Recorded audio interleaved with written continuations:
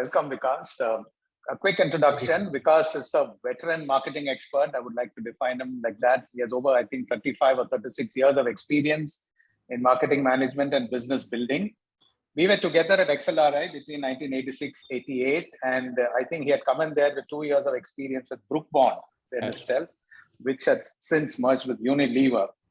So he has held leadership positions in globally reputed consumer groups across international markets. From XLRI campus, he joined Procter & Gamble, then it was known as Richardson Hindustan, RHL, and moved, Vikas, correct me if I'm missing something, moved on to Coca-Cola Company in Atlanta, where he rose to the position of Global Brand Director.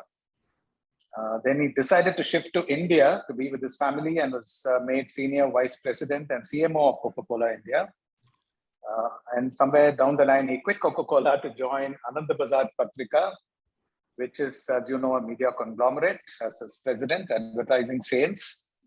Vikas routinely shares his experience at Thai forums, and he has co-founded 9.9 Group, it's a very unique name, where he currently heads the technology vertical for personal technology for CIOs, CISOs, and IT managers, from what I gather. Because his style will be very interactive, he told me he has requested that people keep their speakers on, not on mute, unless, of course, there's too much background noise, so that you could interact with him as he's presenting. So take full advantage of this and keep those questions coming. Over to you, Vikas. Thank you so much. Thanks so much, Nandu. Appreciate that introduction. So a couple of points I want to just underscore what Nandu just said. One is, yes, I genuinely would request you to interact as much as possible during the session. Please do not hesitate to stop me, to ask questions, make a comment, either through your audio or in the chat. The chat is open, so I'll be able to see that as well. The second point I want to make is because something Nandu said may have scared you, right? So my experience has been primarily in consumer product companies, as he said, but I do gather, because he and I were speaking a little earlier in the day of the kind of business models and the kind of categories most of you are operating. And I understand that the vast majority of the people who have joined us today have products and services that are more B2B in nature or industrial products as opposed to consumer products. So that might, scare you a little bit, saying, what is it that Vikas will share with me, based on his experience at Coke and P&G, multi-billion-dollar consumer product companies, that will be relevant to me. So yes, it is indeed true. I will be sharing my examples from these companies, but I hope that the conclusions I draw out of every experience that I share, you will see a connection of it with your business models and the challenges you face on a day-to-day basis. That has been my experience based on what I've shared with the others. So I'm sure you will find that also. And be happy to to raise questions to get that discussion going, in case you feel that this is not really connecting with what you are seeing in your day-to-day life. All right. So with that, let me just get going. The first case study that I'd like to share with you is from the days when I was at P&G and we were just about to launch a detergent detergent brand in the country called Ariel, which of course all of you must be familiar with already. This was in the early 90s. This was soon after I had joined P&G from campus. Now, when we at that point in time, the market consisted of two major players. One was Nirma. May I request the director of research to mute her mic? Right. So they were two big players in the market. One was Nirma, which was at the lower end of the market. And the other was Surf, which was at that point the most premium detergent powder in the market, right? So these were the two major players we were going to take on as we launched Ariel. I'll skip their advertising for the benefit of time. Now, when you talk to women or talk to anybody about clean clothes, they generally describe clean clothes in one of two ways. Okay, that either they are really white or they are spotless. For people, these are interchangeable words, but it's important as a detergent manufacturer, marketer to be very precise about these things, because the technology that leads to clothes getting whiter from a formulation standpoint is very different from the technology that leads to clothes becoming spotless. But in our wisdom, because Surf was already a very, very dominant player, and in those days, although nowadays you see this campaign, which in Hindi is called Daag Achhe Hain, which means spots are nice. In the days that I'm talking about, used to stand for the whitest wash and not so much about stain removal. So we decided, in order to distinguish and differentiate ourselves from Surf, Ariel would promise spotless clothes, or the detergent that removes all kind of dirt and grime and spots from your dirty clothes. That was all well and good, but there was a fundamental issue. Two issues, actually. The first issue was that Ariel was a more expensive formulation. We were borrowing the formulation from our colleagues in Japan, and it was a very, very advanced formula. So at a fundamental level, it was a costly detergent to make. Number two is, in Japan, there is an acute space shortage, right? Tiny island, chunks of it were destroyed in World War II. And the density of population in the big cities is actually very high. As a result, most products aim to create very, very compact versions of their products so that housewives don't need too much space in the house to store them. The footprint of the package is small so that it can easily be stored in the house. The implication of this is detergents in Japan, this is where it started, are concentrates. So by design, the detergent is manufactured in a way such that it has very high density, and a greater quantity can be stored in a smaller space, smaller volume. Okay.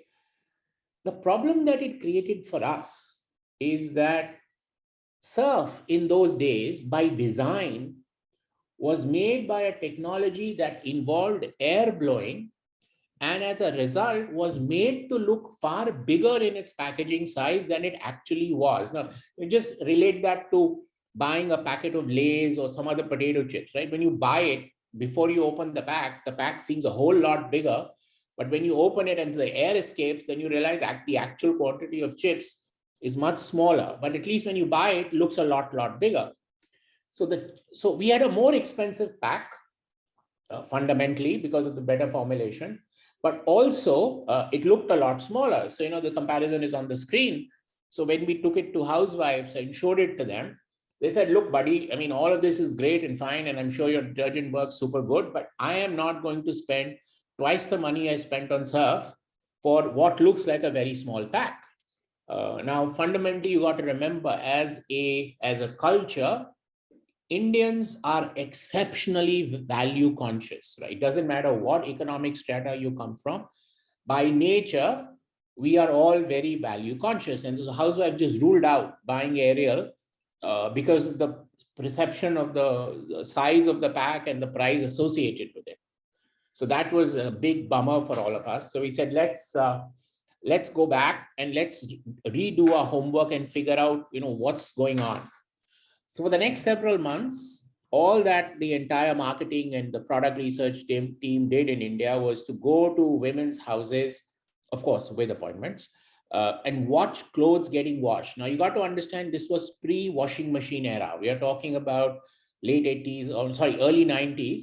So this is much before washing machines happened. And Most of the clothes were either washed by the lady of the house or a maid who would come to the house and wash clothes manually. What we observed was washing clothes in India was a three-step process. It involved soaking your dirty clothes in a bucket of water with detergent powder for some time. Then after some time, taking the clothes out and scrubbing it with a detergent bar, especially on the areas like cuffs and collars, which get more dirty. And then finally beating the clothes either with a stick or brushing them with a brush or scrubbing them on the floor. There was a manual process to get the dirt out. And these were the three things that finally led to a clean garment.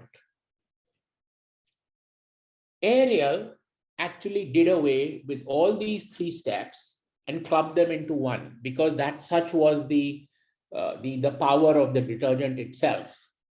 The second interesting thing was that we discovered that in a month, an average Indian household is about 4.5 people. It's half because it's average.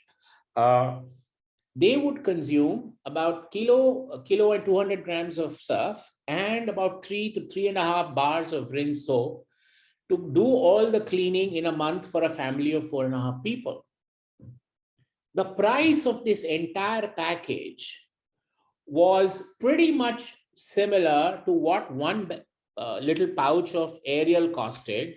And Ariel also had 30 scoops of powder in the pack, and for each day you needed only 1 scoop. So in other words, the mathematics of the value was working out great. We said, here is a box of Ariel which has 30 scoops of powder in it. You need 1 scoop a day, and the price of this pack is exactly similar to what you would spend on your entire cleaning system in a month between surf and detergent bars. So we said, okay, great. Now we have cracked the mathematics and the price value.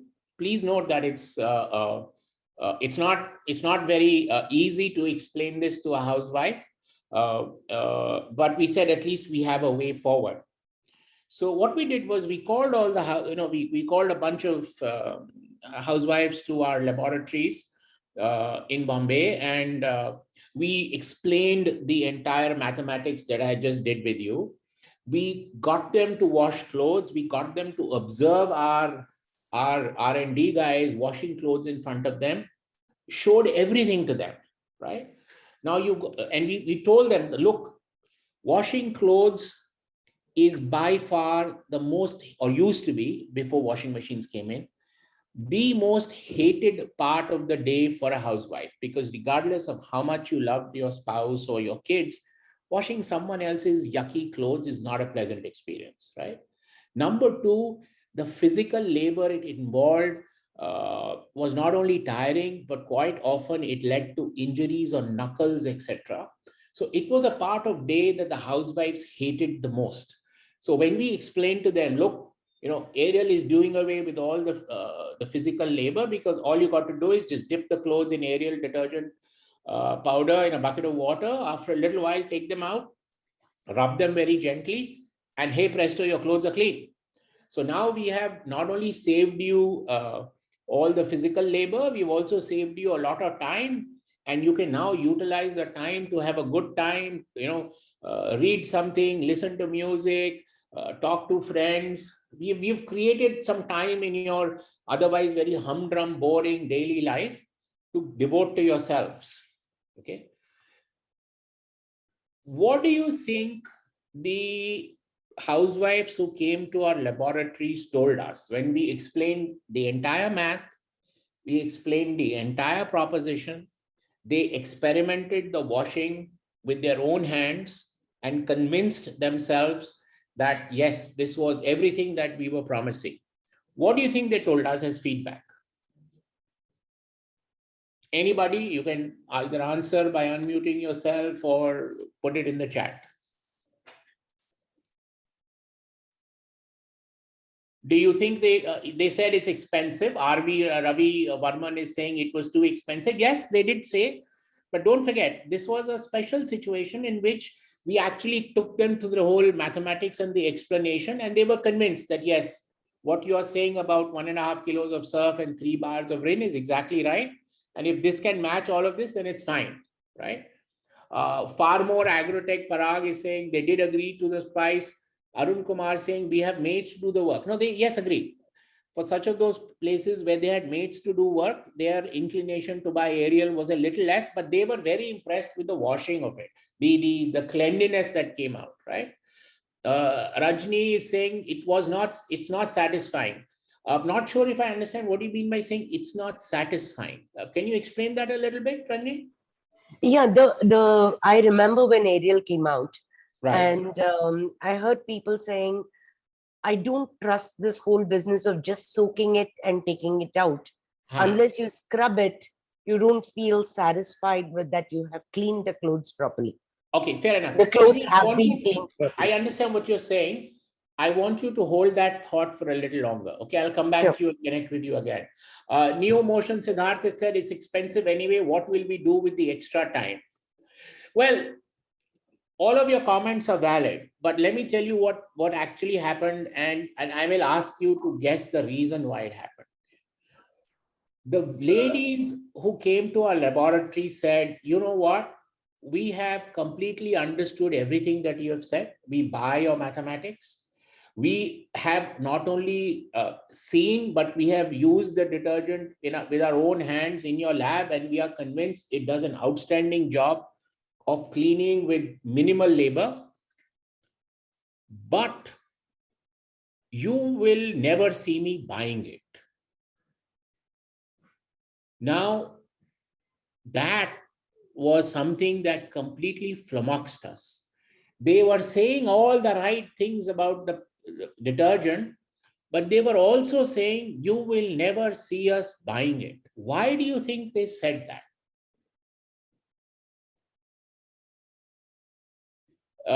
Kritanizing fear of change. Yes. Habit change is a huge problem in marketing. This was a habit change, right? People who are used to washing clothes in a particular order, fashion, process were being asked to change. It's the toughest things to achieve. I agree with you, but that was not the reason here. We are talking about people who are sitting in a laboratory and are being convinced of everything that's happening. Right? Fixed with the use of old brands, no. Detergent, brand loyalty, zero. It serves a functional purpose. If something better comes along, I'll change. Okay. Men did the shopping. Yes and no. But what will others say? Why did Abhinandan Bhargav, why are you saying what will others say? What do you mean by that? Abhinandan, can you expand on your comment?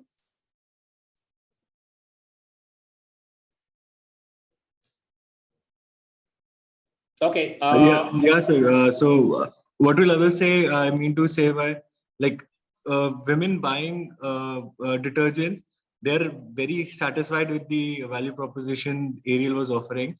But the fear of change that what society, their friends will accept it as like it's too expensive for them to buy. Are they getting richer or some societal foundation which were expected? All right. So Abhinandan, you have come very close to the answer, but not exactly. So let me tell you what the answer is, which is why I earlier told Rajini also to hang on, because both of you were kind of in the vicinity of the correct answer. Okay. Now, what I'm about to say, please, the ladies in this group, please don't send me hate mail after this, because what I'm about to share has nothing to do with my opinion. This is what the women themselves told us. And don't forget, this is going back about 30 years or 40 years or whatever, right? The women told us that while we love your product, it is really helping me, in manage what I call the worst part of my day. However, the reason I will not be seen buying it is because you are going to create this marketing, as you have shared with us, that we will now, we can take life a little easy and we have extra half an hour in our day to do stuff that we like. If I am seen buying such a product in the market by my neighbors, what will they think of me? They will think of me as I am a lazy mother or a lazy wife. right? It is my duty, within quotes, to be seen to be making efforts for the welfare of my family. And therefore, if I'm seen as buying something which makes my life easier, people will say I am not a good mother or a good wife. We were stunned by this feedback because never in our wildest dreams had we anticipated a functional product like a detergent that cleans clothes, whose only benchmark of acceptance should be linked to its price and its performance, had this complete tangential emotional angle come into play. I can understand if we were talking about something which, whether should I buy a Maruti or should I buy a Mercedes, because if I buy a Mercedes, I have the status symbol that comes, even though it gets me to the same A to B point on four wheels as a Maruti does. But we didn't expect this emotional angle to come into a detergent powder, right? But it was coming. So fine. So as a result, we changed its communication to what you're about to see now.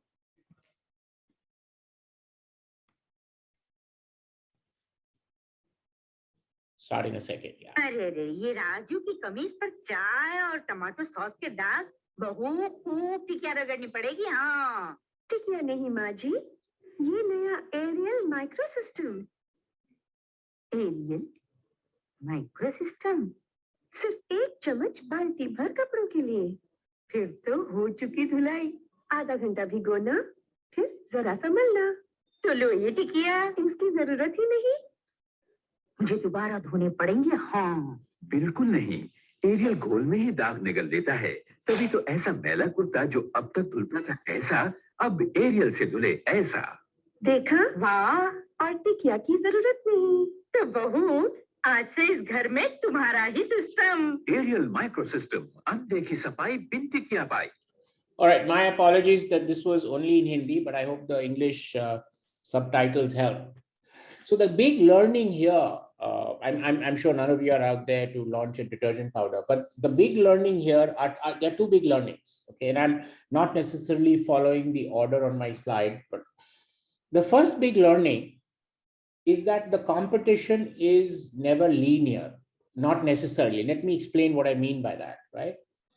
Here was a detergent powder that was not only replacing another detergent powder like Surf, but was also going to kill a detergent bar like Rin, right? So it is not necessary that when you are in a market and you're evaluating your competition, you should look at others who are like you. What you need to focus on is what is the need I am satisfying. In this case, it was clean clothes or the need for clean clothes.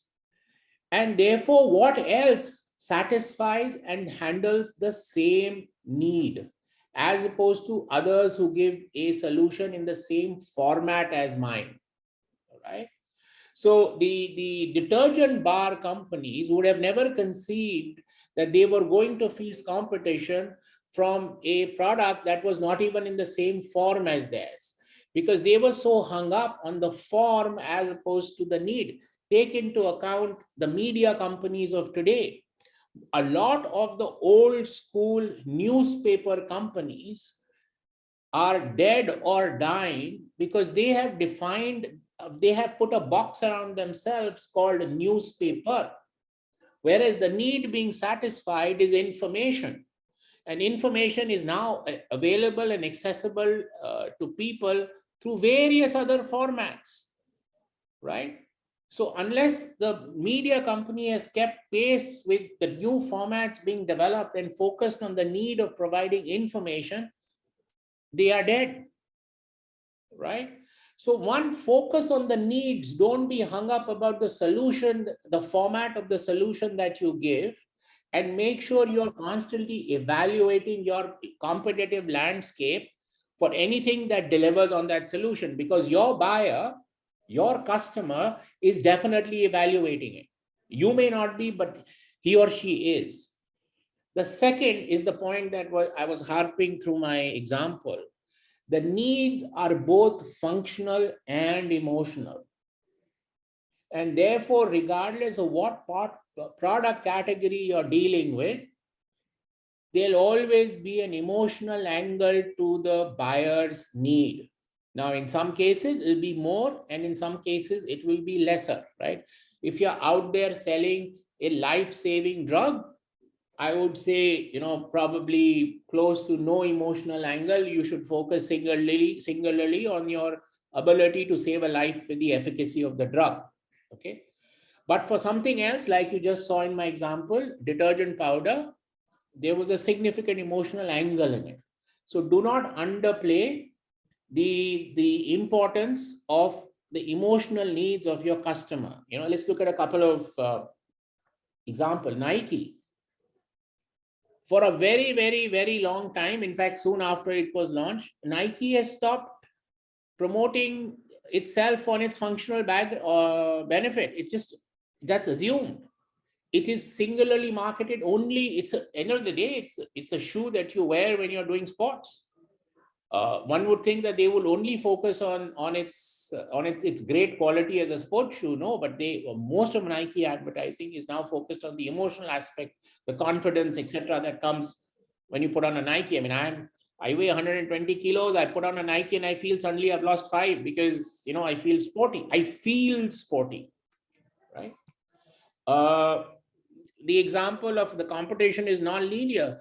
Think of all the physical retail stores who have, in COVID, suddenly they have realized that there has been a massive movement from offline to online purchases, and a lot of that behavior is going to stay even after the shops open up. There are a lot of people who have now discovered the joy, simplicity of buying something online, greater variety, lots of better deals, comfort of home, etc.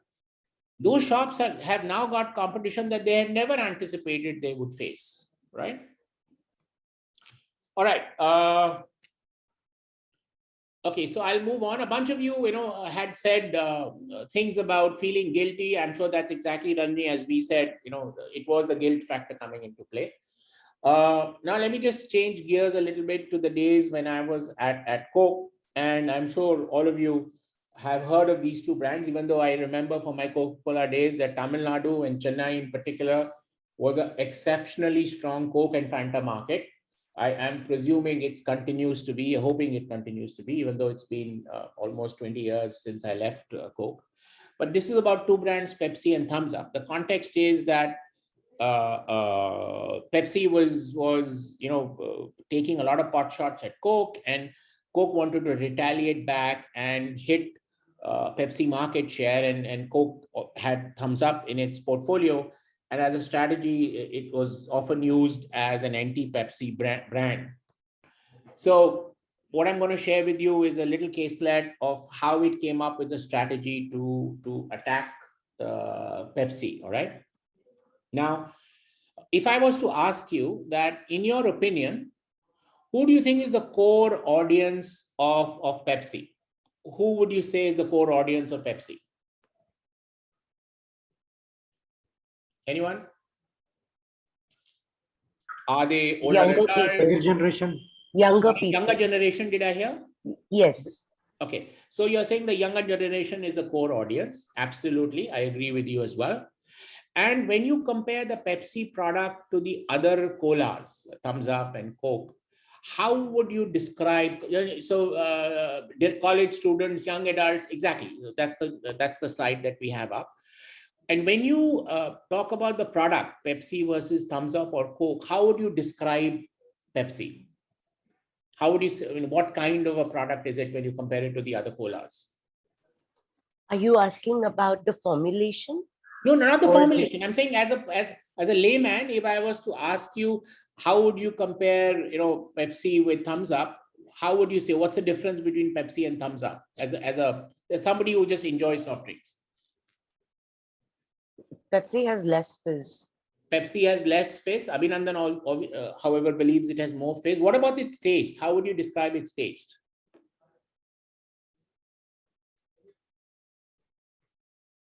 I don't know. All right. Pragyan is saying thumbs up is more strong. General feedback that we've got when we've talked to Pepsi consumers is that Pepsi is the sweeter of the three. So Siddharth had said younger crowd, sweet water, right? Great. Okay. In comparison, who would you say is the thumbs up core audience? Any comments on who would you say is the thumbs up core audience? These are adventurous people, come what may kind of people. These are adventurous, come what may people, kind of a macho kind of person, right? And how would you describe the taste of thumbs up compared to Pepsi? It's more fizz.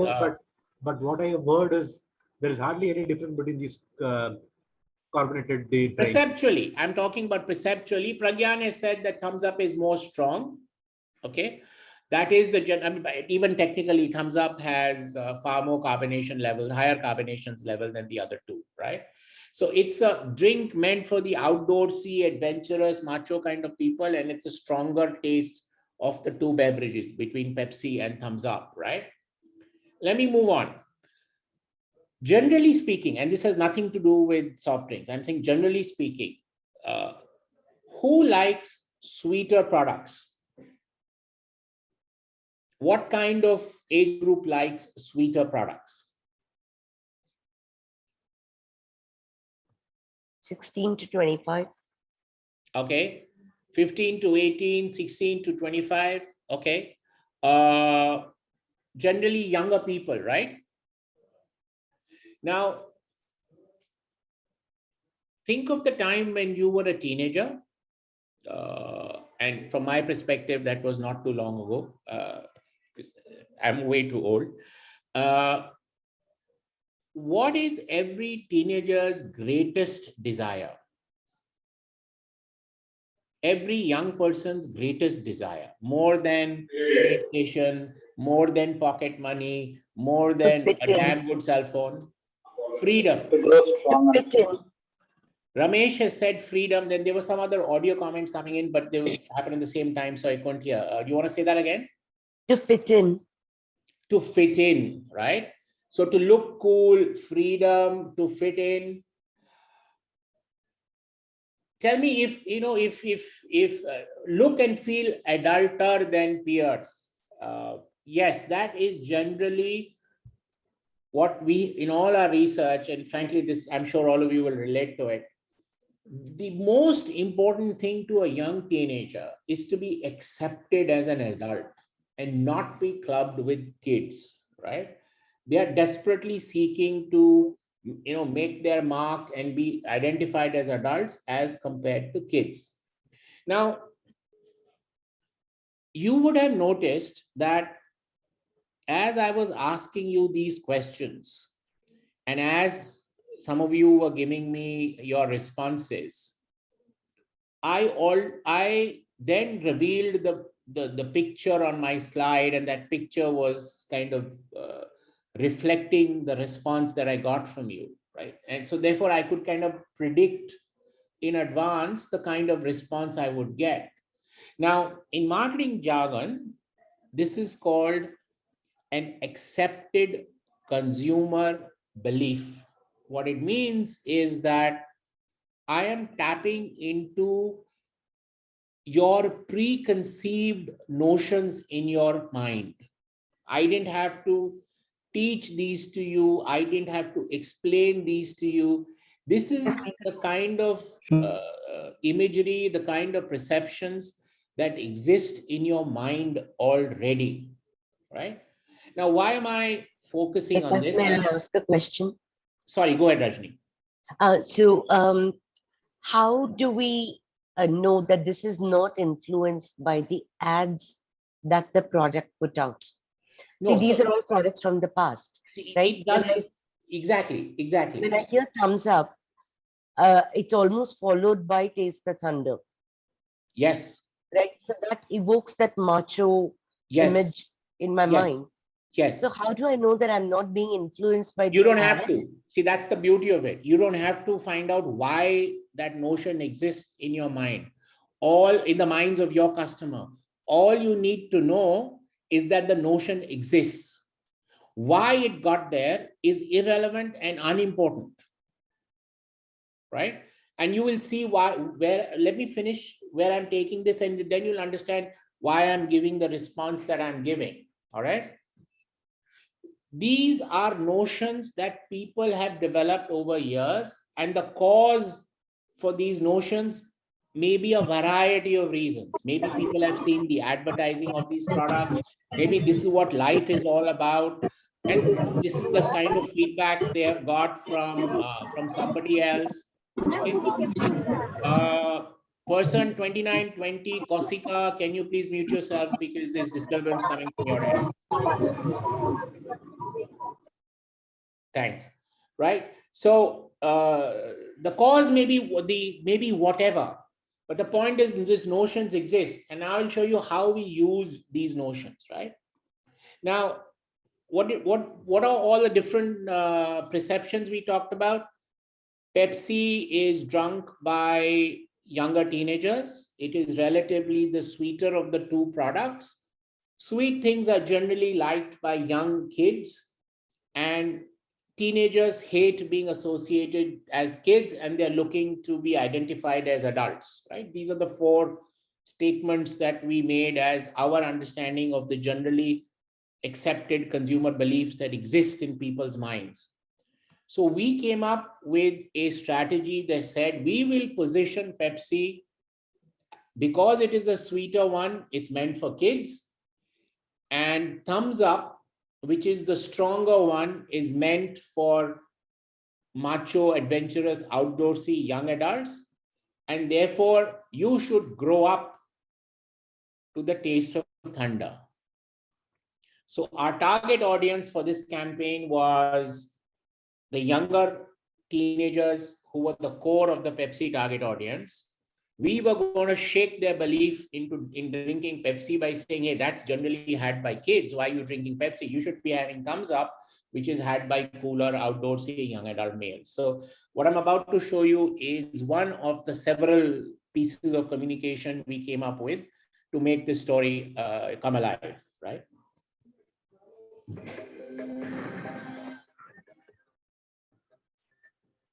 Two thumbs up. Oh, sorry. Oh dear. So listen. Hey.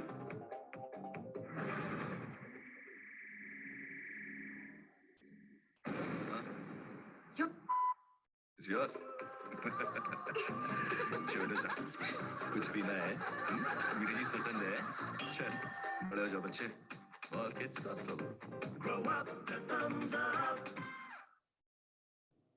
Right. So I'll just share some learnings. So what we did was, when we created this whole campaign, we asked our researchers to go to various colleges around the country, recruit young teenagers who claimed Pepsi to be their favorite soft drink.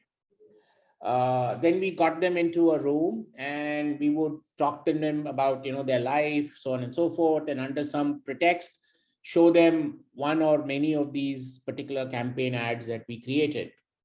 And then as they were leaving the room, the moderator was told that you should ask them once again, which was their favorite soft drink. Don't forget that each of them had been individually recruited for this research on the basis that they claimed Pepsi to be their favorite drink.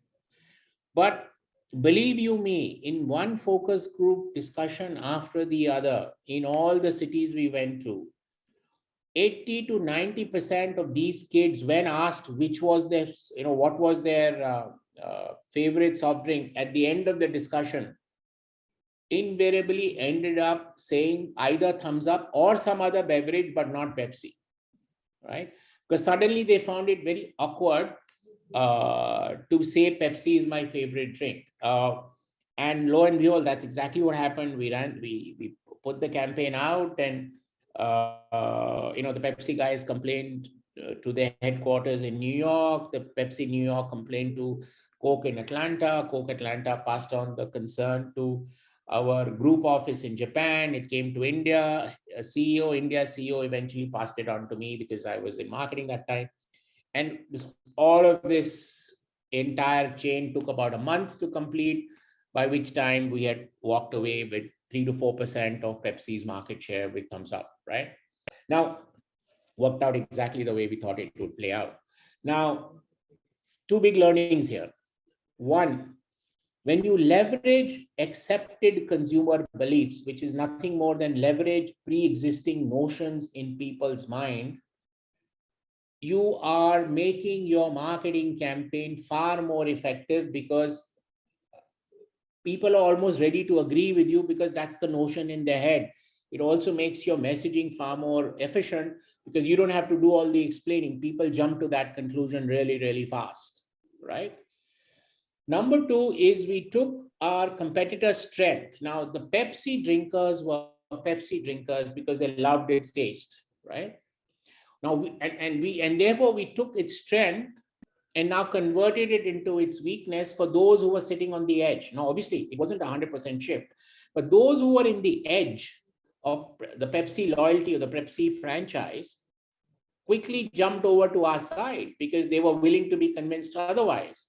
Now, how would Pepsi react? Pepsi can't really say, no, we are not the sweet ones. Hey, that would actually anger a very large part of their loyal audience because they have it for that taste. So they can't really say, no, we are not the sweeter one.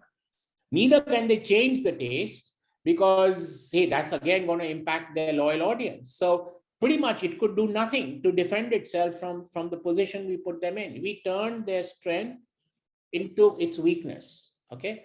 Let me just share some more examples on that front, okay?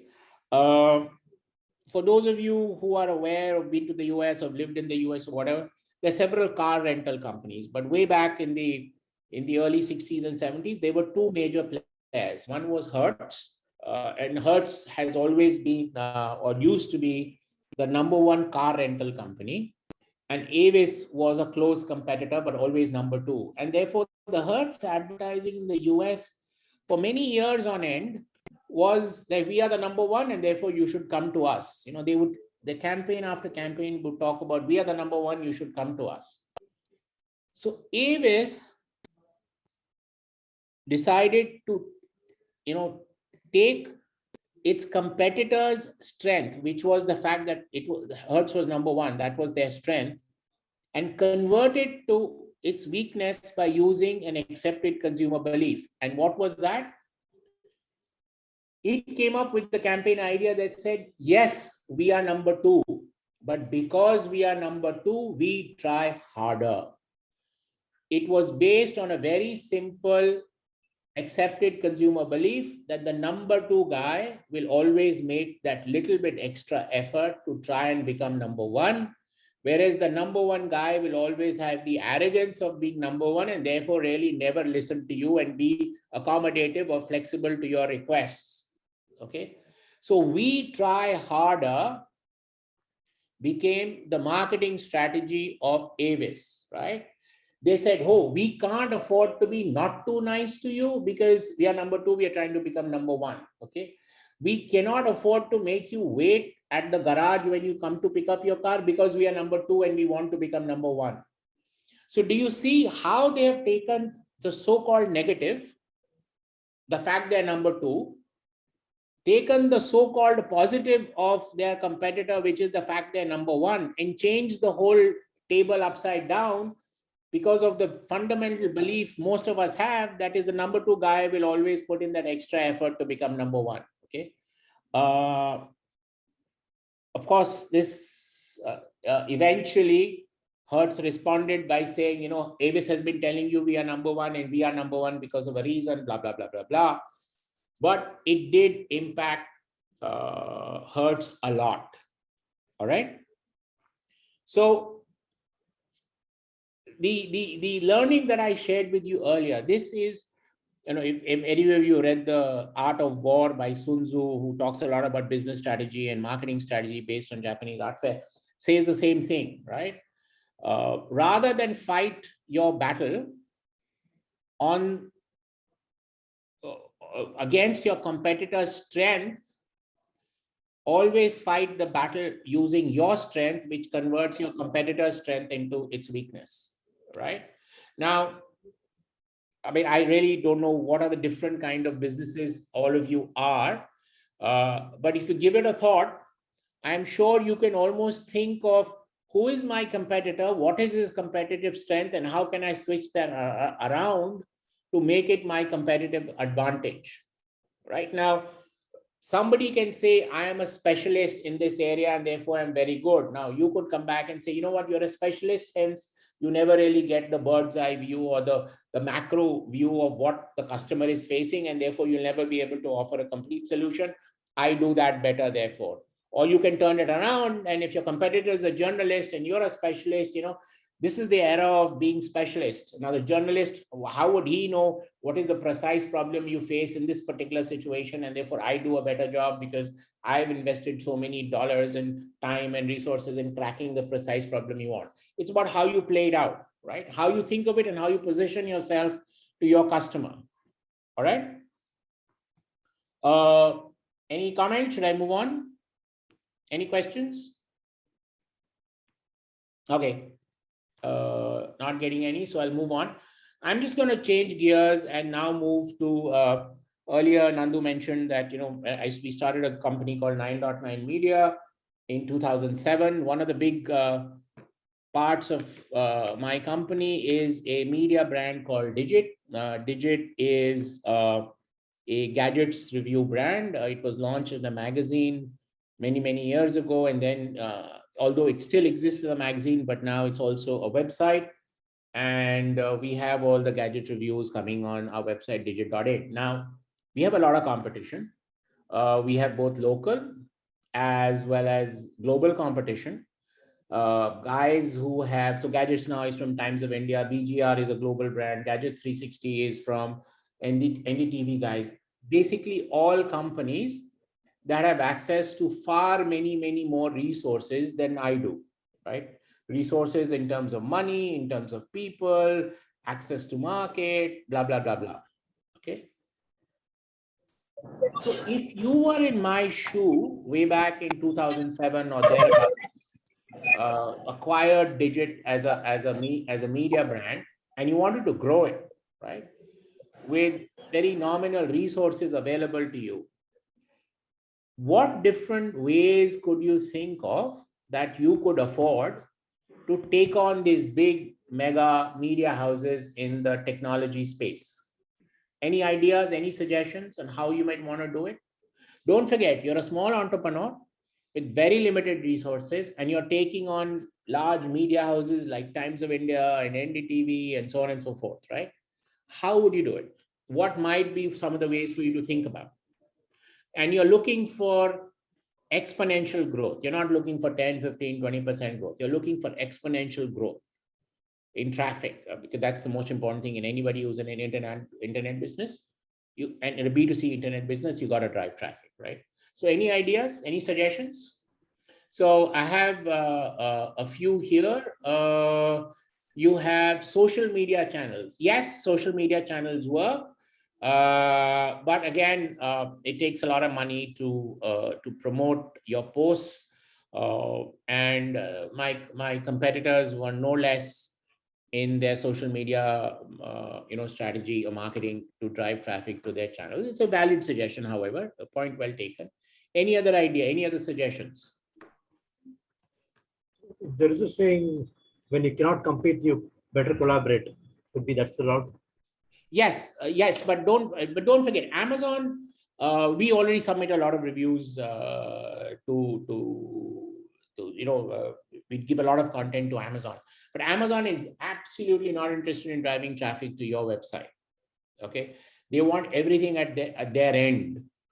They will never give you traffic back or link back or nothing.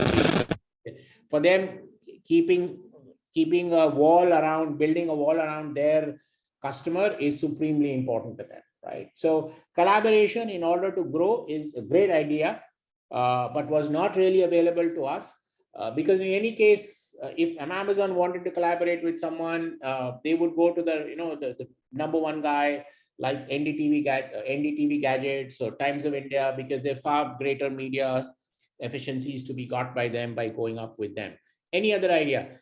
Relatable review in simple communication language. Abhinandan, explain that a little bit. Yeah, so the reviews could be very simple, as like if you want to click a picture and the product we are reviewing, it clicks good picture, and it can be communicated in a very simple language, not many jargons inside the reviews. Okay, I want you to hold that thought. I'll come back to you on that. Okay. Then Siddharth says, focus on new gadgets which cater to a larger audience. Rajani says, review in Indian languages, video review. Okay. All right, guys. So I want you to hold all these thoughts because I'm going to come back to a few of you in a little while. Okay. But I'm going to take you a bit of a side journey till we come back. All right. How many of you know how many approximate internet users in the country? Anybody want to take a guess? What is the number that you generally read about? I guess a lot of you have digital based businesses. How many internet users are we talking about here? Half of the population. Which is roughly how much? 700 million. 700 million. Yeah, it's. I mean, you could well be right, but generally. 50 million. Sorry? 50 million. 50 million. Okay. No, that's way off. Okay. It's off by a factor of at least 10 times. The estimated number based on smartphones being sold in the country and so on and so forth is about 500 to 600 million. Okay, somewhere between 4 to 5 to 600 million. No one can know for a fact. These are all estimates. But I am not sure if any of you realize what that number means. And that's the little trip I'm going to take you down. Okay. So needless to say, the number of internet users in India is dramatically more than all the internet users in a continent like Antarctica. And I'm going to say, don't be funny. Antarctica is all ice, maybe a few penguins or polar bears, but that's about it. And you're right. It's not much to beat Antarctica when it comes to internet users. Okay. However, there are more internet users than all of Australia. Okay. Again, not a big achievement because Australia is largely deserted. In fact, the total population of Australia can possibly fit in 1/3 of Chennai. Okay. That's the total population of Australia. So that's not a big deal, right? There are more internet users than India than the entire continent of Africa. This is a little more credible, but again, you'd say Africa, economic development, Sahara Desert, jungle in the middle, the only really developed country is South Africa, and that isn't very populous. So again, not a big achievement. There are more internet users in India than in all of South America. This includes Brazil, Argentina, and all of the other countries, right? Again, this is a little more credible. There are more internet users than in all of North America. This is Canada and USA, and I'm putting Mexico as part of North America. There are more internet users in India than that. In fact, there are more internet users in India than the entire population of North America. All right. There are more internet users than the entire continent of Europe. The only continent India does not beat is Asia, simply because India is in Asia and China is the #1 country, which India, by the way, is expected to have already crossed or will cross in the next couple of years in terms of internet penetration, right? That is the scale of the internet population in India. Now, why is this happened? Like I said earlier, it's the proliferation of internet-enabled smartphones, right? More than 90% of all traffic, internet traffic in India today originates on someone's mobile, right? Now somebody is also giving me inputs on how to make my traffic go up by having a really mobile friendly content. Yeah, of course, everyone's moved to mobile friendly content because the reason I'm just sharing on the screen, more than 90% of all internet traffic originates on someone's mobile, right?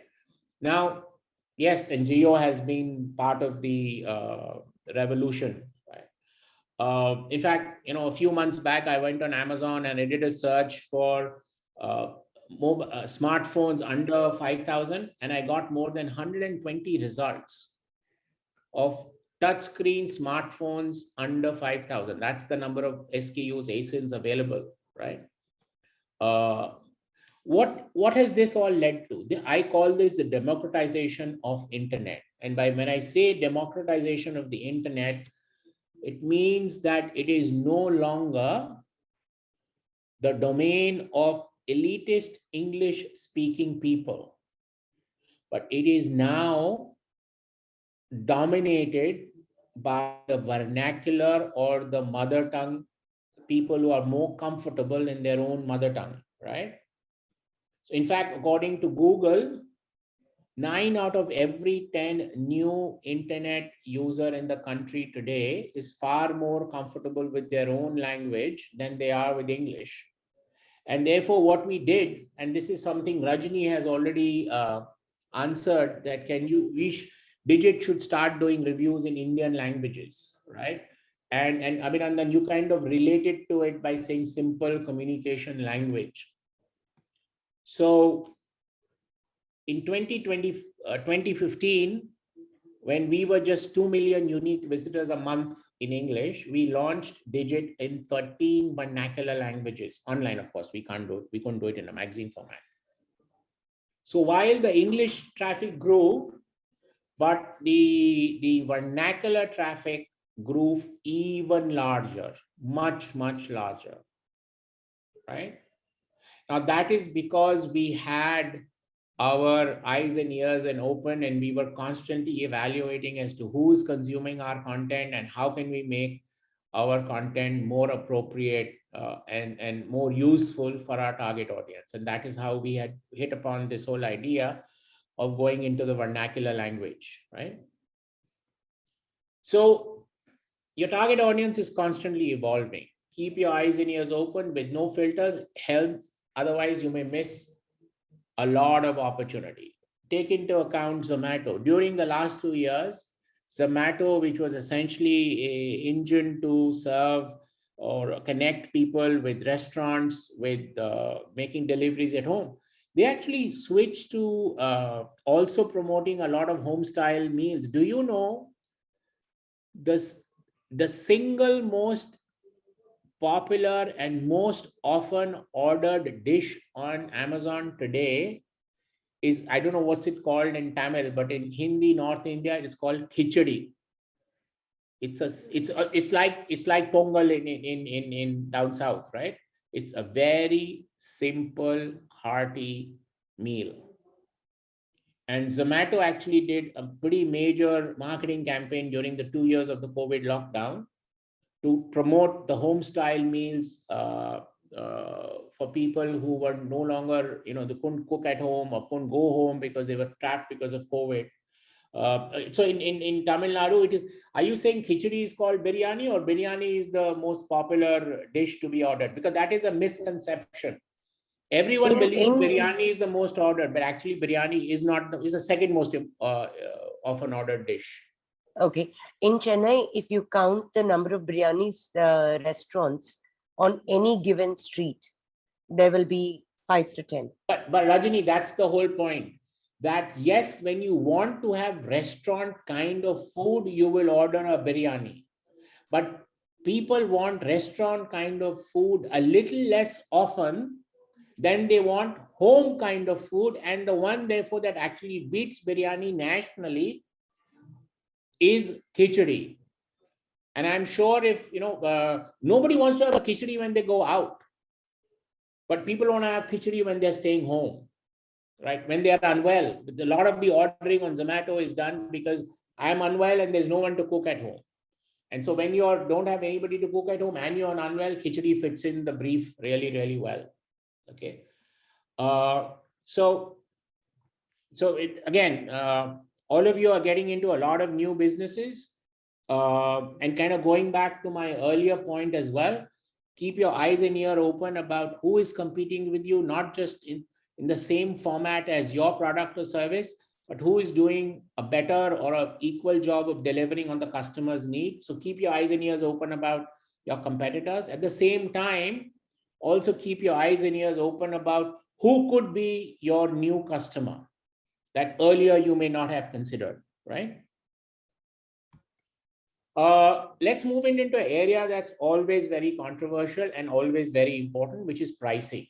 Okay, so I'm going to share two simple case studies on pricing, and hopefully we'll kind of wrap up there because we are about to approach 5:30. So first is, this is happening in India as well. I mean, I'm just share a US example. This happened in India as well.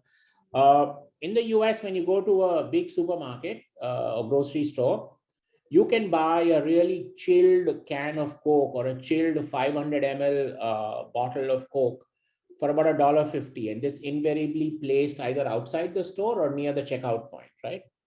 If you enter the store and you go to the racks, you can buy a 2-liter warm bottle of Coke for about 99 cents or $1, which on an ml to ml basis means that the chilled can of Coke is about 10 times more expensive than the 2-liter bottle, right?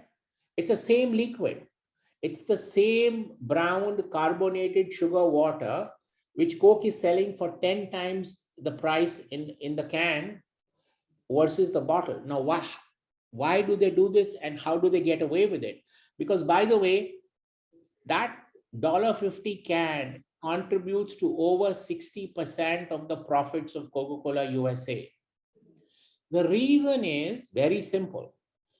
Coke figured out very early in its life cycle, what I'm providing to my customer is a moment of refreshment, right?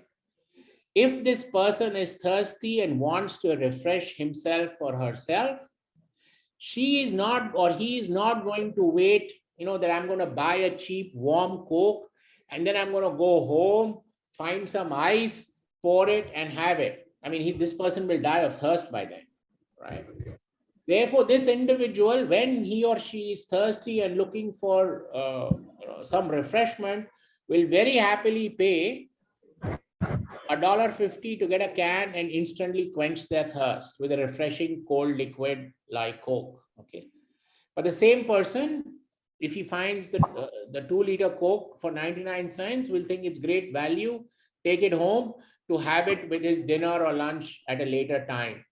Okay, so they need the 2-liter bottle of Coke at that price because they want to make sure it's going home and people are making it into a habit and they don't drink any other beverage. At the same time, they are able to get a huge markup from the same consumer when he's out of home and he needs to refresh his or her thirst or quenches his or her thirst with an instant chilled bottle or can of Coke. So pricing is not just about the cost of production and the other costs layered in. The pricing is also hugely related to how valuable is it to the person who has the need. Let me give you another example, right? If your car breaks down in the middle of the city in an afternoon, the amount of money you'll be willing to pay to a mechanic to repair your car will be significantly different if your car broke down outside city limits in a lonely road in the middle of the night with no street lights. What you will be willing to pay to the mechanic who can fix your car in that situation, even though it may be the same fault, will be far more than what you will pay to a mechanic who will fix your car in the middle of the afternoon when you're in the city. Because your need in the other scenario is far greater. You're fearful for your life. You're fearful for what might happen to you if you have to stand on that lonely road in the night in the middle of nowhere any longer than you need to. right? So you're willing to pay this guy any amount of money to get you out of your predicament. So pricing is not just about what it costs you. It is also closely related to the benefit you're providing to your customer. And as we talked about earlier, benefits are both functional and emotional, right? So please keep that in mind as you design your pricing strategy. Let's move to another pricing case study. I'm going to show you an ad. Again, it's primarily in Hindi. I apologize for it, but there are subtitles, so it shouldn't be a problem. All right. तड़का डाल दे। एक तो ठंडा देना। जी। एक तो ठंडा और दे। लीजिए। कितना हुआ? 6 रुपया। अबे दंतमंजन, क्या बदमाशी है, हैं? मैडम ठंडा मांगे हैं, ठंडा तो है ही है। हर बड़बक चौथी फेल। चल बता, पांडव कितने थे? 5। ये फिंगर कितना है? काउंटिंग करो तो। 5। जब गाल पे कांटेक्ट होगा तो कार्बन कितना छपेगा? 5। हाँ, तो कोकोआ कितने का है? 5। और बाप कितने हैं तोरे? 5। हैं? नहीं। 1। हाँ, तो फेस धो के आइए और 1 रुपया लौटाइए, चलिए। अरे ठंडे का तड़का लगाई दिया रे, हारमोनिया बजाई के। ये अकेला कितने के बराबर है? 5। 5 मतलब छोटा को। All right. So tell me, what's the message you got from this ad? Anybody? What is the single message that you got from this ad?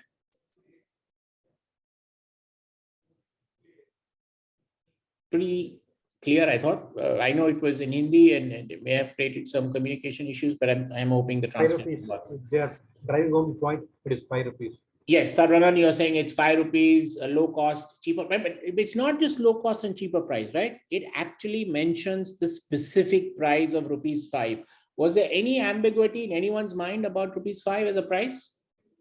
None, I am presuming, right? It was made crystal clear. In fact, the whole drama of the commercial is that it is 5 and please do not pay more than 5. Now, I'm not sure how popular Amir Khan is down south, but I'm presuming you enjoyed the ad because it was a huge hit up north.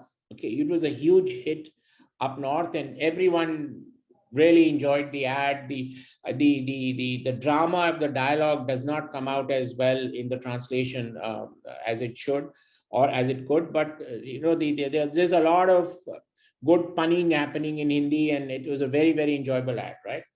Now, and yeah, so as Abhinandan said, repeated the message several times, it's affordable, right? Now I'm going to show you another ad of another product and tell me what difference do you see from a communication standpoint between the two ads that you would have seen. One is the Coke and now is the other one. Damaged hair, वक्त है बदलने का. बदलो अपना shampoo, बदलो अपनी बाल. L'Oreal Paris Advanced Hair Care पेश करते हैं Total Repair 5. It's proven. ये hair damage के 5 साइन से लड़े. L'Oreal Paris देता है आपको पावर बाल बदलने का. Now for ₹55 only, क्योंकि हमें नाज है खुद पर. All right, now this was all Hindi, no titles. I'm sorry for that. However, I think the question I'm asking is still very valid, right?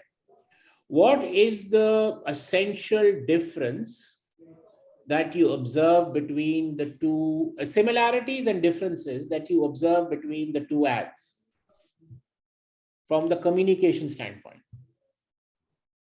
This one is focus more on value. What is that benefit you get or value you get from that 55 rupees? 5 different benefits. Right.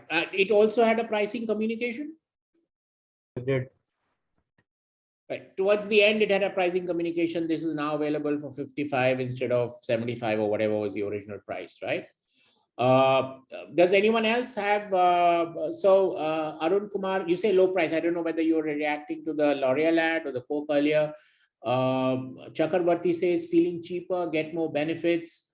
Then the director research, rupees 5 is repeated 4 times with analogy. Right, you're right, you are. But I'm asking, what's the difference between the two ads, between the one that you saw for Coke versus the one that you saw for L'Oreal?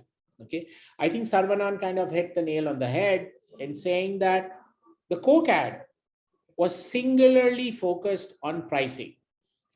It had absolutely zero brand values or brand benefits being promoted. You didn't even see anyone drink a Coke in that particular ad. There was no nice shot of a nice chilly, sweaty bottle of Coke with the condensation coming down. There was no popping sound of the cap being opened and the gush of the Coke, or nothing.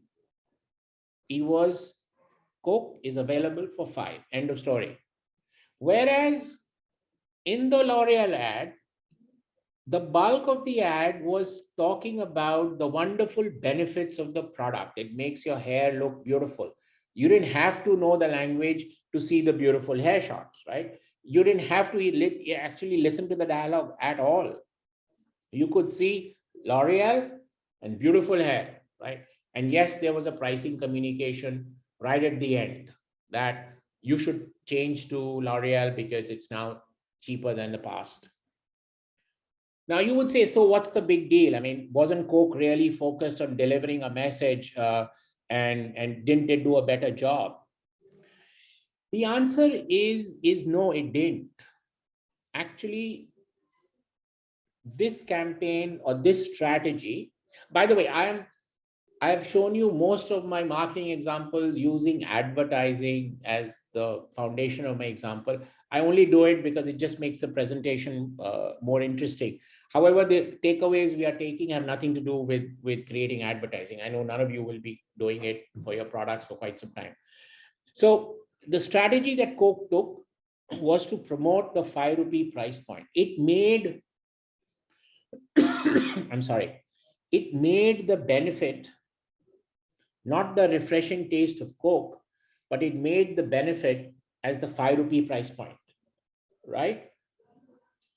Now, that is a very dangerous thing to do, as Coke realized. Now, while this campaign was off because of the attraction of the advertising being very entertaining and price 5 rupees being a great price point, business took off. Now, the soft drink business is very capital intensive because these glass bottles, it's about the only business in the world where you have to bring the packaging back. So that's an added cost. The business is very concentrated in just a few months of the summer. So that means if your demand goes up, you have to invest in a lot in more machinery, more bottles, more trucks to transport the bottles, so on and so forth. And then all of that infrastructure lies dormant in the non-summer months because the demand just collapses. So when business took off, there was a lot of investment made in all these things. And then lo and behold, as would happen in real life, sugar prices went up. Now you can imagine that besides the concentrate cost, the second most important significant cost in the Coke formulation for a bottler of Coke is its sugar. And sugar prices went up dramatically. Now, as it is at rupees 5, the Coke bottlers were making wafer thin margins, but they were okay making wafer thin margins because they had volume to counter the thin margin and they were still making a lot of money. But the minute the prices of sugar went up, it became a loss-making proposition, and therefore Coke was forced to revise its price to rupees 6. Now you can imagine the chaos and mayhem that happened in the market. Coke had just spent crores and crores and crores of money promoting the message Coke at rupees 5 and almost saying, without saying it, that you would be an idiot if you bought Coke for a greater price than 5. And now itself, it was forced to take it to 6 because 550 was a coinage issue and really not available, right? So then the whole market just collapsed because Coke had done the job of teaching everyone, don't buy Coke at 6, buy at 5, buy at 5, buy at 5. The fundamental mistake it made, which the L'Oreal guys have not made, is they did not sell the benefit of the product. They sold the price point. The price became the USP, the unique selling proposition of their offering, which is never, ever to be done. If the only differentiating aspect of your product versus a competitor is a price point, and that is all that you focus on, ladies and gentlemen, you are in for a really rough ride, because then you are in what we call in the arbitrage business. It is no longer about the problem being solved. It is simply about who can survive longer on a thinner margin, if at all. Because there is no other basis for your customer to buy you, because you have not made the investment of time and effort to explain to him why your product, regardless of price, is better than your competitor's product, and therefore does a better job of solving the person's need. Don't forget, your customer buys your product not because he's trying to save money. His primary need is to solve his problem. Secondarily, yes, he will obviously give a lot of importance to the pricing of the solution, but that's assuming the cheaper product does as good a job of solving his original problem. If fundamentally the cheaper product does not do as good a job, then the person who has the higher price has a very good story. Most of us will do the trade-off and may say, you know what, maybe the other guy is a little cheaper, but I'm going to buy the more expensive one because that actually does a far better job of solving my need. The minute you make price as your only proposition, it is a very dangerous path to get into. Okay, so don't get me wrong. A lot of people push me back when I share this example. Sir, are you saying pricing is not important? Definitely not. I'm not saying that. Pricing is very, very, very important, but it cannot become your sole promise, is my only point. It is very tempting to make price as the sole platform on which you sell your product, but it's like a drug. You know, it gives you short-term joy, but it erodes your body. And a pricing strategy that's simply based on getting my price to be lower than the other guy, and that becomes my sole marketing strategy, is going to erode your company. Now, don't get me wrong. Nand Kumar and I were talking about this earlier. I'm a bit old school kind of guy. Okay, I don't have access to hundreds of millions of money of funding where they are not looking for you to ever make profit, right? They just want to see some bizarre 1000% growth every year. I don't subscribe to that point of view, and therefore my examples should not be seen from that lens. If you're seeing this from that lens, I'm the wrong guy to be giving you advice. All right, I'm giving this advice basis that you guys are going to be wanting to create a sensible business that is sustainable and makes profit and is not dependent on someone's bizarre funding. All right. The hushed silent means everyone agrees to me or they completely disagree with me. I have no idea. Vasant had he's raised his hand, Vikas. Vasant, Oh, do you want Vasant, to go ahead? sorry. I didn't see your hand. Please go ahead. Yeah, sir, the great examples. Thank you so much for elaborating. We are in the business of inputs to farmers, and it's a very challenging business because price point is pretty important. To have their farming successful, we need to provide them at a particular price point. So I'll give you an example. If you're taking cattle feed inputs, if your pricing for cattle feed inputs is not not competitive, then it fails the business purpose for the farmer. Of course, the benefits are always there. So how do you tackle such a customer segment where it is very sensitive to price, as well as the value added benefits needs to be sold even more strongly? I obviously don't have an answer offhand, but I'll give you some analogies, right? Now, there was this huge debate in the country several months ago around farm laws, correct? the government was trying to explain that, we are actually helping the farmers to get away from the clutches of the agents by giving them a free market scenario. Now, you are in the agri sector, so I'm sure you know far more about this than I do. I'm only saying it on the basis of some hearsay. But I believe the hold that the agents have over the farmers is largely driven by the fact that the agent upfront commits to buy the farmer's produce or harvest even before anything is harvested, right?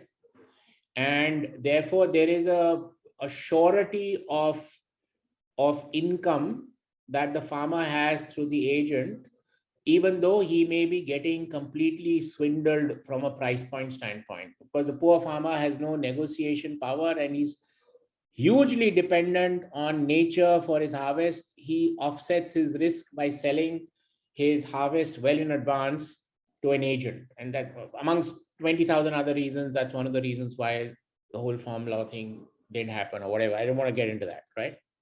Now, the point I'm trying to make is that for this poor farmer, of course, pricing is going to be a hugely important factor. But I think what's going to be also even more important for him is the welfare of his, you're saying this is cattle feed, right? Correct. Now, if there's something that's almost more important to the farmer than his own life, is the welfare of his cattle. Because if there is no cattle, he has no livelihood and he dies, right? So they will protect and take care of the cattle with immense amount of care. Is there anything in your cattle feed which makes it a better cattle feed than your competitor? Well, the ingredients are quality checked and pure.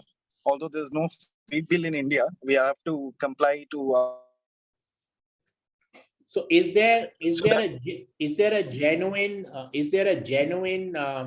I mean, are you just saying this as a marketing talk? Is it genuinely better than your competitor because of the purity or whatever else? So we take extra care in sourcing the ingredients. We just don't source it from Tom, Dick, and Harry. And how does that? What difference does that make to your product compared to your competitors? From a farmer's standpoint. That's what we're struggling to say, because our competitors, most of them, if they don't find ingredient A, they'll happily try and mix ingredient B, which may not be even recommended for cattle. So you have to make that extra effort to actually explain that to the farmer and also show to the farmer what can that lead to. He may be buying a cheaper cattle feed, but this is the possible risks that he has with it. Because if you make a strong case there, I'm sure there'll be farmers who will be willing to consider your cattle feed, even though it may be at a slight premium. Of course, it can't be at a huge premium, because if he can't buy it and he can't feed your good cattle feed to his cattle, then what's the point of having good cattle feed if I can't buy it, right? Sure. So, I mean, this will need some work, some researching and some talking and some, but please keep in mind, for a farmer, his cattle is his most important asset. Now, yes. If you can, and I'm just going to say this, and unfortunately, you can't find a nicer way of saying it, but only a very crude capitalist way of saying it, but I'm going to say it anyway. If you can put the fear of God into him about the welfare of these cattle and the risk he's taking on by buying another cheaper cattle feed, you may find that you have customers. Sure. All right. Anything else from anybody? We've kind of crossed the time, but I'm okay. I can take on more questions if there are. Sarvanan, you've unmuted yourself. Do you have anything to say? Yeah. So I was just looking at how to phrase it so that it becomes beneficial for others as well. Right. What are the current trends in business to business marketing, especially when you know your audience could come from any corner of the business, right? So it's not a specific business, but anyone. Like if you are looking at franchisees, right? Anyone can become your franchisee, right? So how do you actually go ahead and market that to an unknown face? So overall, with what we are observing is that why only B2B, even in B2C, okay? Because the marketers now have this absolutely brilliant media called the internet, which allows you to really target, really define in some very precise ways the kind of person you want to target, both demographically and psychographically, right? We are seeing that we are getting greater and greater demand to deliver such targeted audiences, and success is being defined as conversions, right? So from a marketing standpoint, there is far greater focus. See, earlier people used to spend money in building brands and advertising on TV, which is the most unmeasurable of all advertising and marketing vehicles, right? And people will spend hundreds of crores of rupees.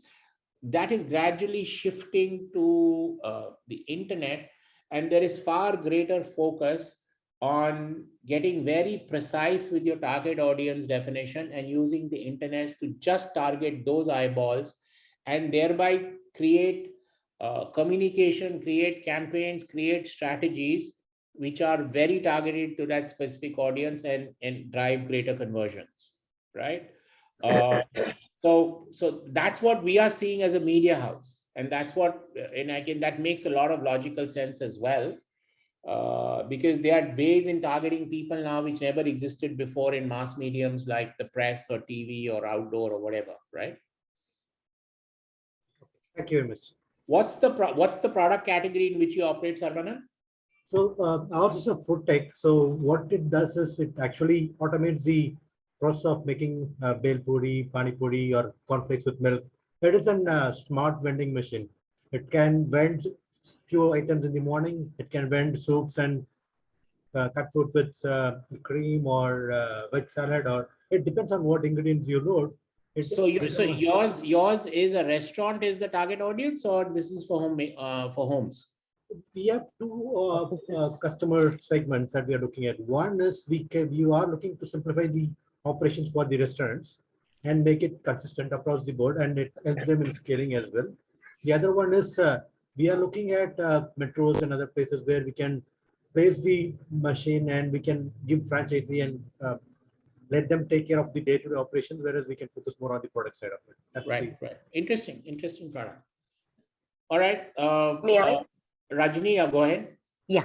So my company brings professional women who've taken a career break back to work. We have a large number of steps that go towards addressing the need of overcoming the inertia caused by a long career break. There are many companies that do this, but we believe that our primary competition is the fear of change. The price is really not yet a cause for concern for us. What would you recommend is the right approach to take in marketing? We primarily use Google Ads to communicate that we exist. And when you say fear of change, can you expand on that a little bit? So, for instance, if I'm a woman who's taken a career break for 10 years, it's a huge change in mindset and lifestyle to come back to work, where I will have a boss. My juniors will now be my bosses. I'm expected to be at work between a certain time. I have to commute. How do I care for my family? All of that. Right. So two things. Again, one, this space is a fascinating space. I'm aware there used to be a brand called Sheroes long ago, and I think they've bound up operations now and they become something else. But Sheroes was exactly on the same platform. Then I'm also aware Tata's started a similar Second operation. career program. Exactly, right? A lot of companies have second career programs. Exactly. But the uptake is not very high. Right. Now, I think, by the way, my wife is in a similar position. I mean, she hasn't launched anything, but she's in that position where she's an MBA herself. She gave up her career when our daughters were born. And based on what I see and what I observe and what we talk about, I think if you focus on the need and worry a little less about the negatives, that's where you'll hit the target. I think, and please, the women on this group, correct me if I'm wrong, I'm just talking based on some very personal observations and not any research. I think that one of the biggest driving reasons for women wanting to come back in the workforce, besides financial and everything else, is lacking a sense of achievement, right? Okay. As a housewife, you miss on the high that you get when you achieve something and get acceptance and recognition and from others around you, right? Sure. And I think, to me personally, again, this is N of 1, I haven't done research, is that is what a person who's seeking a second career is seeking from an emotional satisfaction standpoint. They're not really looking for a career to say, okay, now I'm going to go become the CEO of a company and I want to be on the fast track and I want to get ahead in life. And that's not really the driving factor. It is more about, a sense of achievement, a sense of contribution, a sense of self-worth that is coming into play. And that is why I want to get back into a second career. You're absolutely right. Right. And maybe dialing that up and making people realize that that is no longer out of their reach will help them figure out how they will handle the associated concerns, like you said, of how will I take care of a family and how will I handle a bad boss, etc., etc. But those are facts of life and you can't shy away from that, right? So I think by focusing on the benefit of why they are wanting to come back and how you're going to make it and facilitate that to happen is maybe a way to crack this. Thank you. All right. We could go on. By the way, I'm perfectly fine if any of you want to write or call me to carry on a conversation. I'm not going to charge you a fee. I'm not going to ask you for a stake on the company. It's going to be totally pro bono. The IIT Madras Incubation Cell has all my contact details. Please reach out to them. I'd be happy for them to share my email and cell phone number with you, and you guys can reach out and we can continue a conversation to the best. I'll try and help you to the best of my ability. I obviously don't have, I just have a few answers, not very many, but I'll try Vikas, if you could take one last question. I think Sure. we have Abhinandan. Sure, Abhinandan, go ahead. Yeah. Hi, sir. So my question is there any thumb rule or a rules or formulation where you can, on the base of the value you provide, there should be a specific price you charge? For example, if you're providing 5 values, like in the example. Abhinandan, the first rule in marketing is that there are no rules. Got it, sir.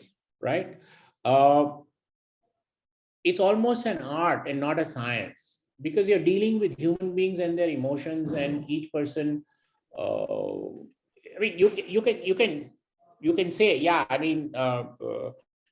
If I'm doing a better job of satisfying this person's need, and at this hour, it's like the whole Coke story about a can of Coke at $1.50 versus 2 liters of Coke at 99 cents, right? Right.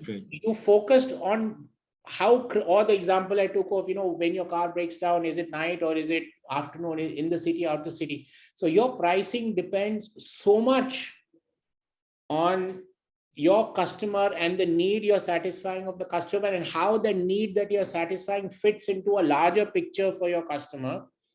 Because there's so many variables at play. It's difficult to say there is any rule or any equation that churns out a price based on your inputs, right? Got it, sir. for any, I mean, I would say the one single piece of advice is when you're stuck and we don't have answers, turn to your customers, talk to them, get to know them. And most importantly, when you talk to them, please leave all your preconceived notions and filters back at home. Listen with your eyes and ears and eyes as well, totally open. Right? You will find that you learn amazing things from your customers. Thank you, sir. Got it. All right. All right. Thank you so much, everyone. Thank you, Vikas. So really appreciate you spending, close to almost 2 hours now.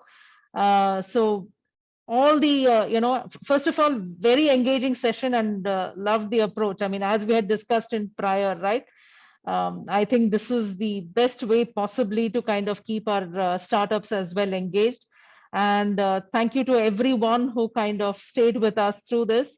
I hope there was plenty to learn. And if you would like to take up on Vikas's offer, we'd be happy to kind of share his email ID. Please do be mindful of his time. And but yes, any words of wisdom he can give you, I'm sure will be much appreciated. Vikas, we will be writing to you. We have a small gift for you from one of our startups as a token of appreciation. And we will kind of, so they are designing farmer footwear, which is meant for farmers, and they're kind of sourcing local material, local wool to kind of build the shoes. Wow. And there is also an urban model, which we will kind of send it to you, and do share your feedback on that. So thank you once again for your time, Vikas, and hope we continue to stay in touch, for more such sessions. Yeah. Sure. Thanks a lot, Jay. Really thank you, Vikas. Bye, Nandu. See you. Bye. Yeah. Bye.